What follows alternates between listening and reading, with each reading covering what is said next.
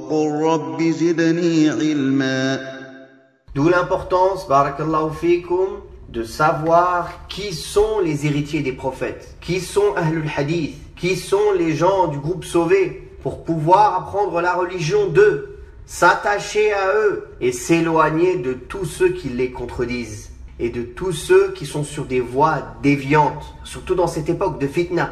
Un conseil que tous les ulama répètent, les ulama contemporains, car auparavant il n'y avait pas cette fitna, la fitna d'internet, des moyens de communication, où aujourd'hui tout ignorant, tout inconnu prend la parole et parle au nom d'Allah et de son messager. Alors que parler au nom d'Allah et de son messager, c'est quelque chose de très lourd. Ibn al-Qayyim a nommé ceux qui parlent au nom d'Allah, c'est-à-dire qui donnent la fatwa, qui répondent halal haram, il les a appelés les signataires au nom d'Allah. C'est-à-dire c'est comme si quand quelqu'un dit halal ou haram ou sunnah ou bid'a, il dit à quelqu'un Allah a dit. Chez Allah c'est comme ça. Vous imaginez si cette personne, elle se permet de parler à tout va, si elle ne sait même pas ce qu'elle raconte, qu'est-ce qu'elle va répondre devant Allah tabarak wa ta'ala?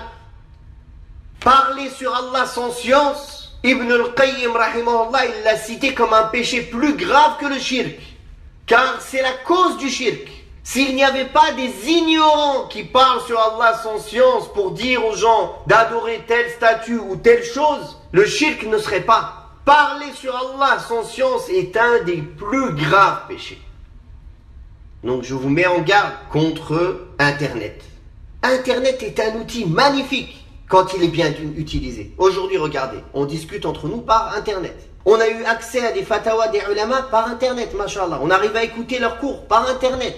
C'est un outil magnifique d'un côté, mais à double tranchant. De l'autre côté, il a donné la parole à tous les ignorants, à tous les malades du cœur. Toute personne égarée qui veut diffuser son poison. Aujourd'hui, on n'a pas le pouvoir d'arrêter ces personnes. Les musulmans aujourd'hui, ils ne contrôlent pas Internet pour dire lui, il n'est pas bon, allez, il n'a pas le droit de parler, on le stoppe, on l'enlève. Donc la seule chose que l'on possède, c'est de faire attention, de savoir préserver sa religion, de savoir de qui on prend notre religion, pour justement préserver ce capital. Serais-tu capable, ô serviteur d'Allah, de mettre ton corps dans les mains de n'importe quel médecin qui vient d'un pays lointain, qui a aucun diplôme, il te dit oui, je suis capable d'opérer ton cœur, tu as une maladie du cœur, viens. Dans un bureau comme ça, sur une table, il t'opère le cœur, tu lui donnes ton cœur. Comment alors la religion qui est ton capital, qui est plus important que le corps, car le corps il va pourrir, il va mourir, mais la religion c'est ce qui est la cause de notre réussite ici et ce qui nous suit dans l'au-delà. Comment on peut la mettre en danger? Et le prophète sallallahu alayhi wa sallam a mis en garde.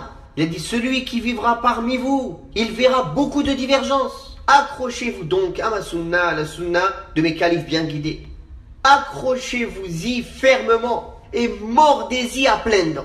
Et prenez garde à toute chose nouvelle dans la religion, car toute chose nouvelle est une innovation et toute innovation est un égarement. وقل رب زدني علما.